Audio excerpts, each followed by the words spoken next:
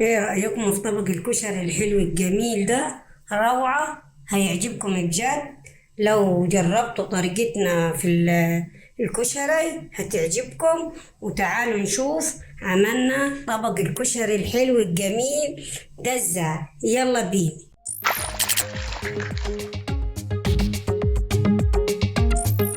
صباح الخير عليكم، ازيكم؟ عاملين ايه؟ اخباركم ايه؟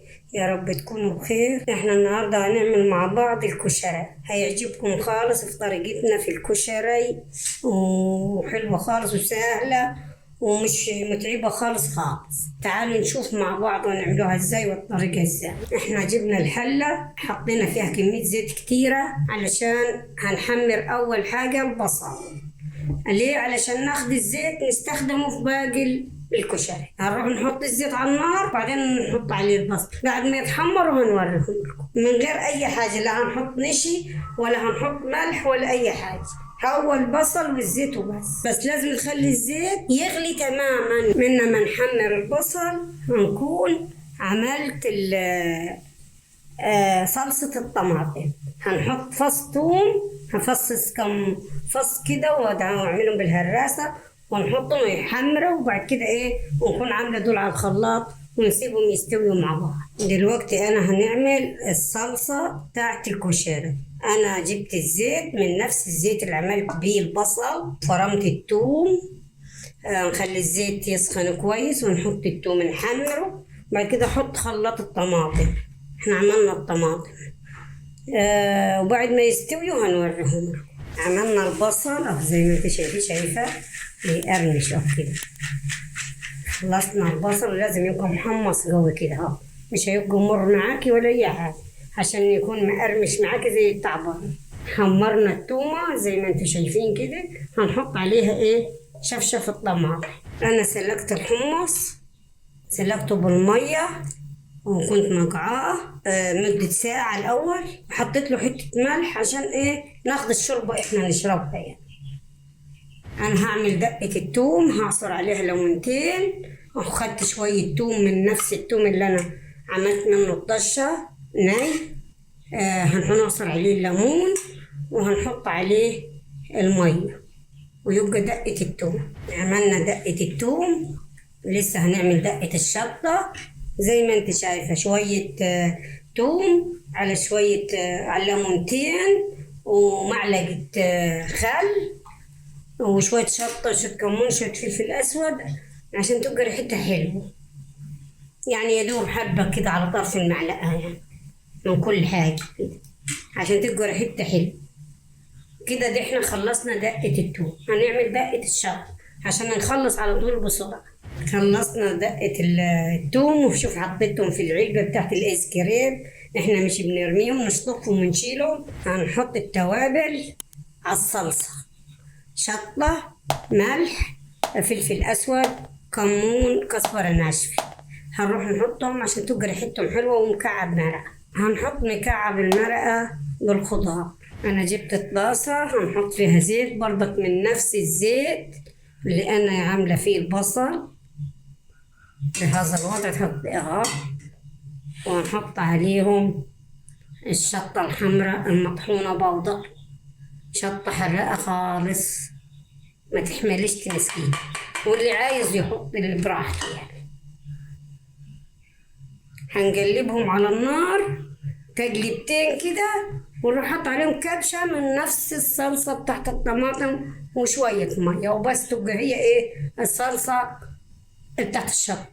حاطة المكرونة على النار، عملنا الدقة، حطينا مية المكرونة على النار تتسوى المكرونة الأسباجيتا والمكرونة العادية مع بعض، وهنعمل الشعرية والرز مع بعض. أسهل طريقة لعمل الكشري. وهنعمل شوية عدس بجبة كده ومنقعينهم ونسووهم وهنوريكم هتاكلوا أحلى كشري. والدقة أهي شوفوا، ادي التخن بتاعها ده، شطة ده كله. حطينا كبشة واحدة صغيرة من الصلصة، وبقيت الدقة دقة الشطة دي. بعد ما بردوا حطيناهم في العلبة دقة الشطة، ونغطيهم ونحطهم في التلاجة زي دقة التوم. ونسيبه منه ايه ما نخلص باقي الكشري. بعد ما حمرنا الشعرية حطينا الرز غسلناه كويس، حطيناه نقلبوه في بعض ونقعد نقلبه فيه كويس، وبعد كده نحط الماء المغلية عليه ونشوف مع بعض. هتاخدي أحلى رز مفلفل وأبيض وجميل. خلصنا الكشري كله زي ما انتوا شايفين، الصلصة الرز، بس أنا ما جبتش الرز كله، جايبه في طبق. وجبت المكرونة والأسباجيتا والمكرونة العادية في طبق، وجايبة هنا العدسة بجبة، وجايبة البصل، وجايبة الحمص، وجايبة الدقة بتاعت الشطة والدقة بتاعت التوم. هنعمل طبق مع بعض ونشوف. هنحط الرز بالشعرية زي ما انت شايفة كده،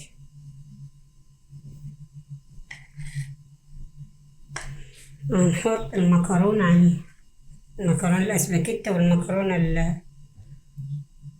العادية بهذا الوضع كده اهو. نعمله أحلى طبق كشري على كد أفراد عيلتك تعمليه وتحضريه. نحط العدس أو الجب كده اهو زي ما انت شايف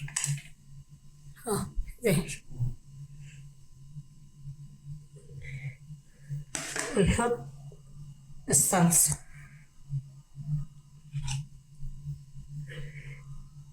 زي ما انت شايفة كده، بس احط تاني نزوق بها من فوق كده اهو. دلوقتي انا هجيب الحمص احطه كده اهو،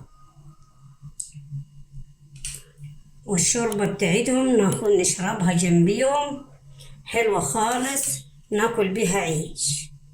هتعجبك خالص لو كلت بيها العيش من الجراجيش اللي احنا بنعملها العيش الشمسي زي ما انت شايفة كده. هنحط البصل كده شايفة أحلى طبق كشري تاكليه. أحط الدقة الحراء أو الدقة تحت التوم، هذه دقة التوم ناخد منها كده ونحط كده، طعمها خرافة روعة، هتعجبك بجد. وتبع الرغبة انت تحبيها ولا كتيرة، لو تحبيها قليلة تحطي جنبك وتحطي براحتك، والشطة برضك الحراقة تحطيها براحتك. لو عاوزة تعمليها من شطة برادة عادي يعني بتعمليها برادة ما فيش مشاكل. شايفة احنا بنحب الحراق على فكرة ولازم نعملها. العيال ما ترضاش تاكل الله بالشطة. دلوقتي انا هحط حبة من كده عشان هنحط عليهم شوية حمص ندلع الطبق يعني كده زي ما انت شايفة كده.